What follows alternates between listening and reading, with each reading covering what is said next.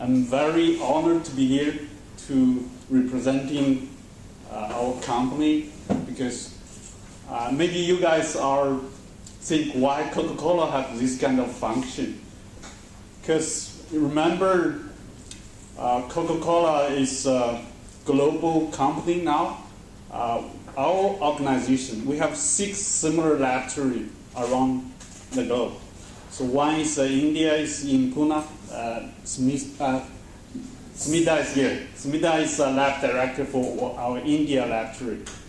So we have laboratory in Shanghai, Mexico City, Atlanta, and Brussels. Why we have this kind of lab? We start from very basic testing. We call that treat sample testing. We have sampler from the market because we care about what our consumer feel about our product.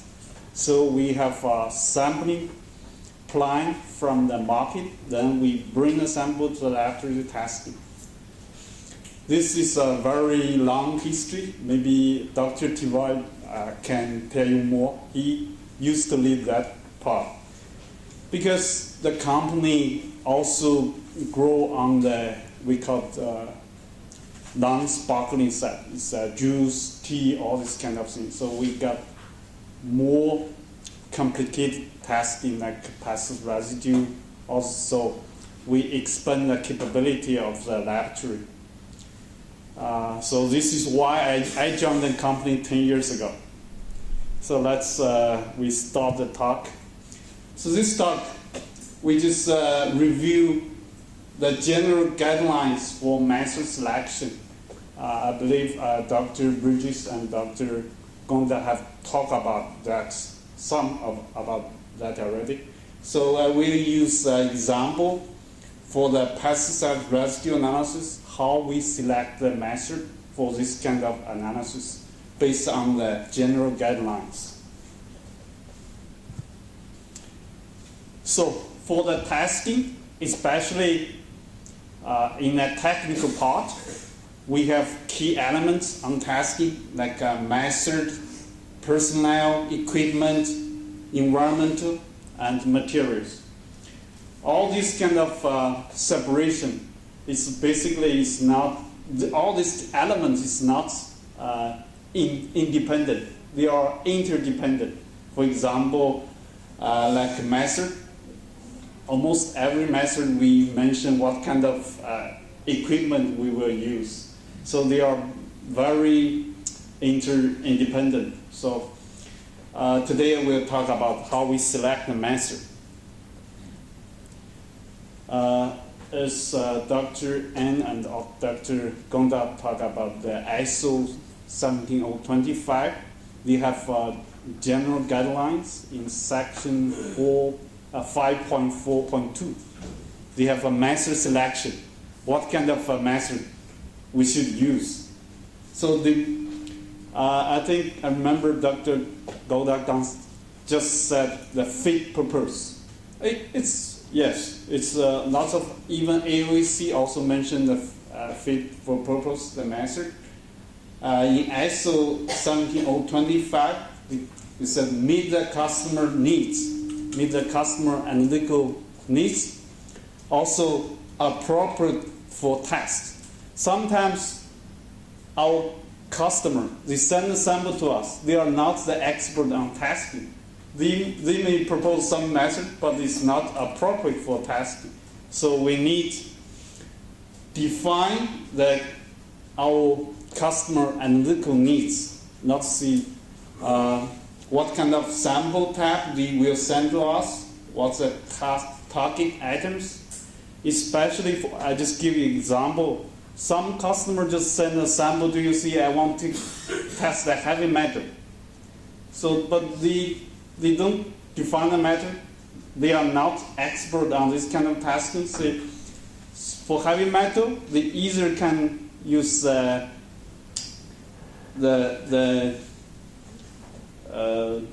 we call it just the titration of the sulfate method. It's or they will specify which elements you should test: the arsenic, mercury, lead, all these kind of things.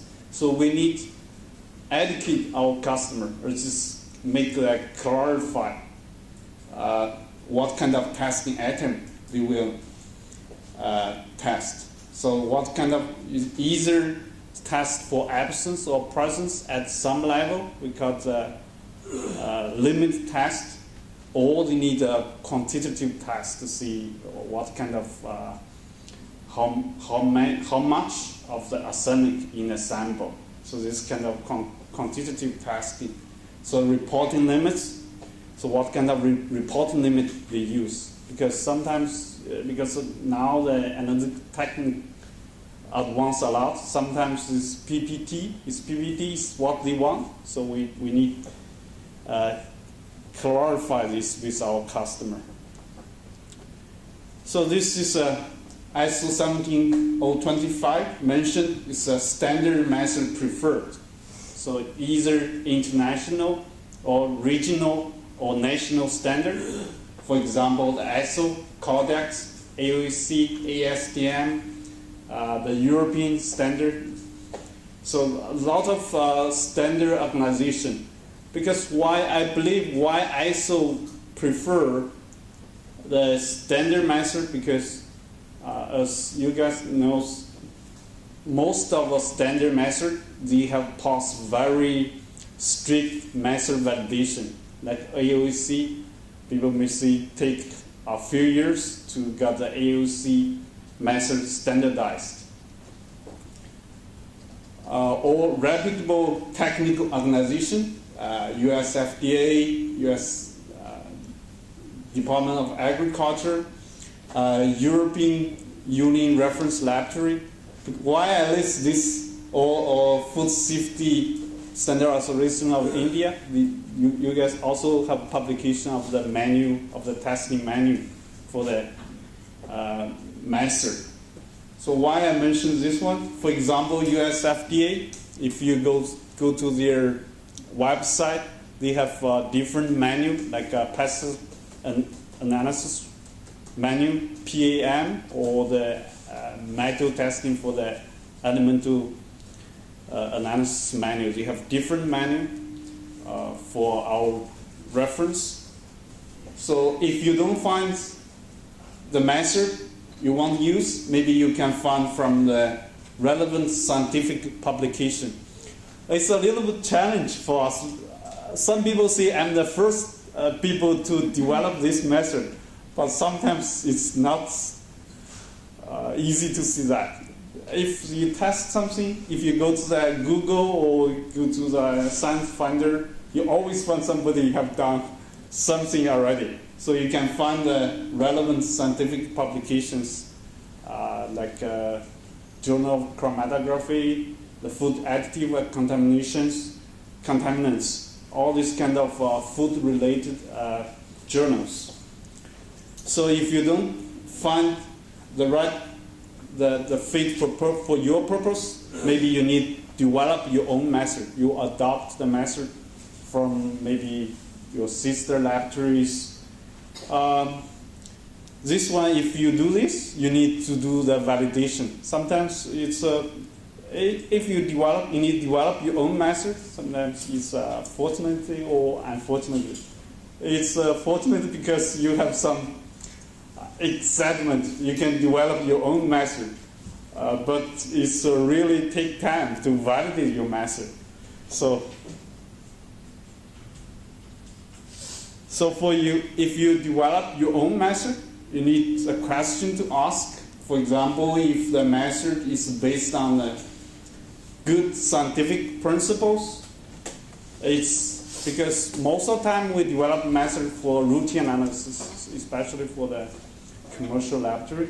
So the method is good for your routine analysis, is robust enough.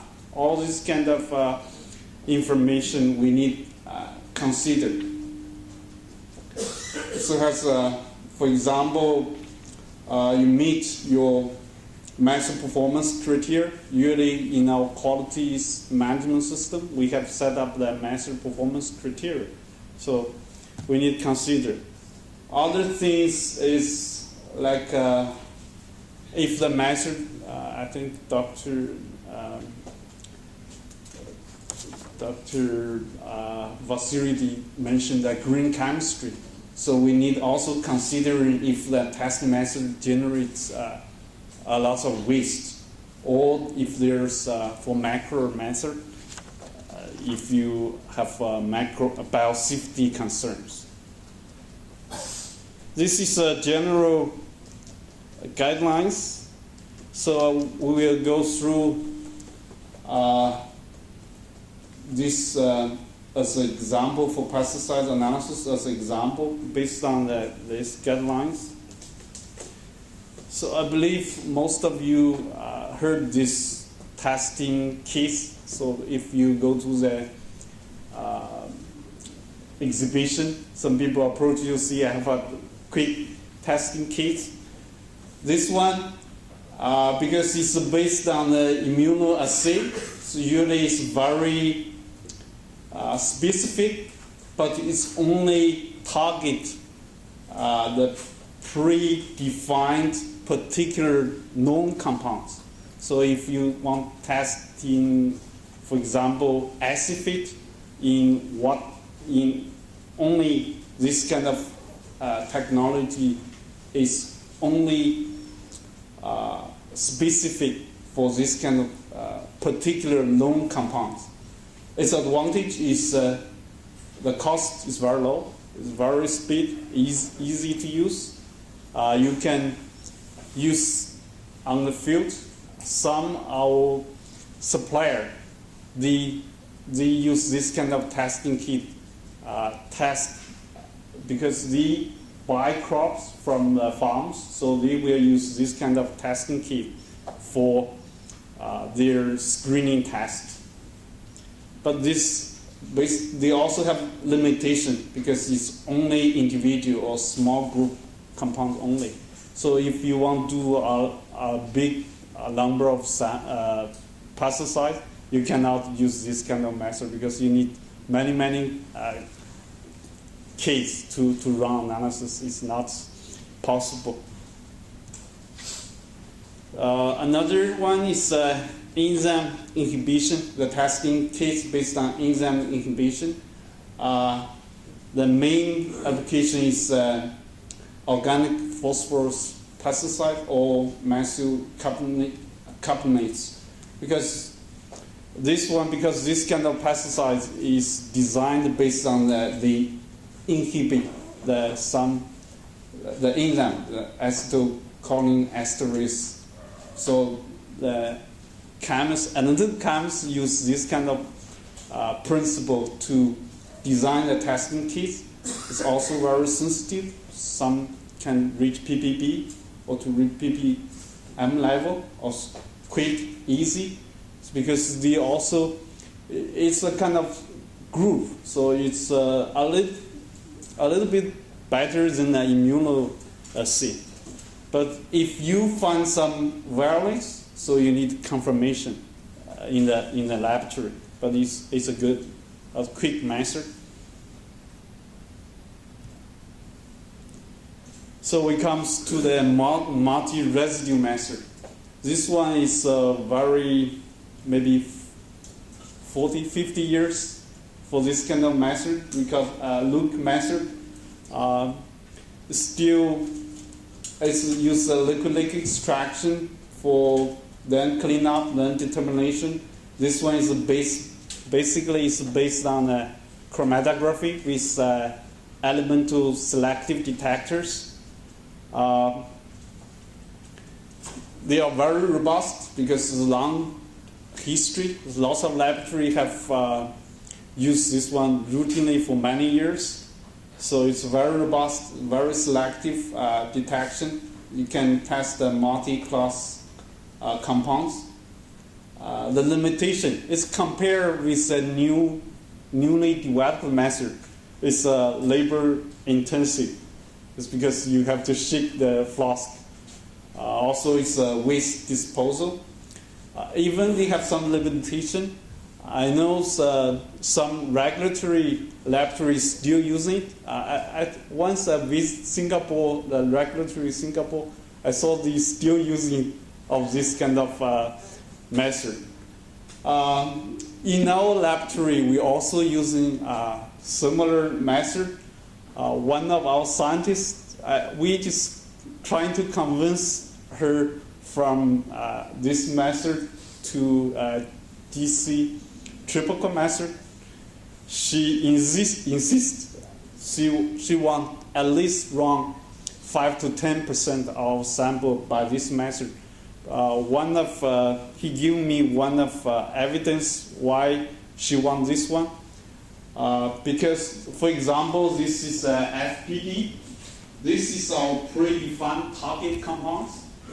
But occasionally, we can find some small peak. This is not our target compound, but we still can find something here. Then we can, it's a kind of a long target. It's not in our target list, but we still can find the peak. So once she found something out of our target list, so she come back with GCMS to identify that compound. Then the next year she will add that compound in our target list. So now we run 5 to 10% of our sample. It's not routinely, but most time we use GCMS, but we still run some sample with this method. So this, I believe most of you heard the catchers method. I think the first publication is 2003, so it's get popular very quickly. I think people just see the publication of this method for the residue testing increase very quickly in recent years. So in 2007, ILSI published that method. Also, Ian also published similar method. The benefit is very obvious. They call the catchers quick, easy, cheap, effective, rot and sieve. So this is basically the procedure. Both these two methods is used in GCMS and LCMS for the determination. Because this is as you know, this is a target. It's only want to see what we want to see. It's only because, especially for LC triple, you just predefine your target. Out of that target, you don't want to see it. So you never see anything out of your target.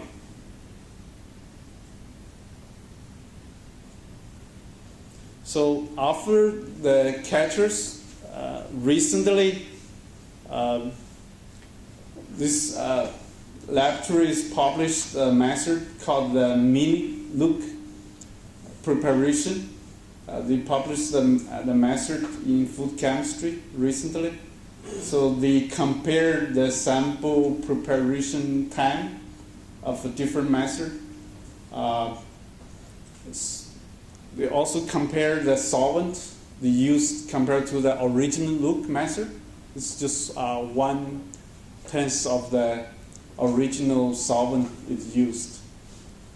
It's very similar high throughput with the catchers. So the determination, because why they can use less solvent because they use less sample. The sample gram is small because in the original look, people take 50 gram of sample, but this one we take 15. I think it's also, as Dr. Godin mentioned, because you can grind in sample to smaller particle, you can take the sample get more homogeneous, so you can take a smaller sample amount. So this is why they can use less solvent. The determination also, because now they use GC triple rather than the GCMS, because GC triple definitely provide better sensitivity and selectivity. So this is an example, especially in a complicated sample matrix. This publication, I think I got from the Agilent's publication, they determine this PPDDE in different matrix. If you run in the GC single coefficient mode, especially like orange, you almost cannot see the peak. But if you use GC triple, you get a much better selectivity and sensitivity. This is a technical advance of the instrument side. Just also can help us on the sample preparation. So we need to combine these two together. So for long target screening, this all we mentioned is a target most. For pesticide residue, if we predefine our target compound, it's known. We know what we want to test, so it's a known. So, but for example, this is in our standard. We just target these 10 compounds, but we are curious. Maybe the regulatory may try to identify if the good agriculture is practiced in a farm. So maybe the people using not authorized pesticide, so they can collect some information from this kind of long target screening. So the technology have increased, have advanced a lot recently. I believe lots of workshop people are talking about the non-target analysis for pesticide, use high resolution MS, either QTOF or Orbitrap mass spectrometry. There's also lots of publication on this topic recently. So if you have non-target, then if you find something, then you can add it in your target analysis. People also do some, even with the GC triple, I think a few years ago in Taiwan, one of our, I think as another chemist, we should proud of that kind of skill. So one of our chemists, because she's doing just target analysis with GCMS, but she also found a huge peak, not in her target. Then she identified that compounds that salad is added in. It's not allowed, but the people is illegally at that compound that. So now people are doing that as a target. So this is for all this kind of analysis, especially for the pesticide analysis, is very critical. We need, if we find some violation, we need a confirmation method. When US FDA published the PAM, I think in 1986 something, the benchtop mass spectrometry is available. So at that moment, they said mass spectrometry is a must for the first identification. So if you have run this for many years. Maybe you don't need the mass spectrometry. If you use chromatography, maybe it's different column. So for the confirmation of the positive awareness.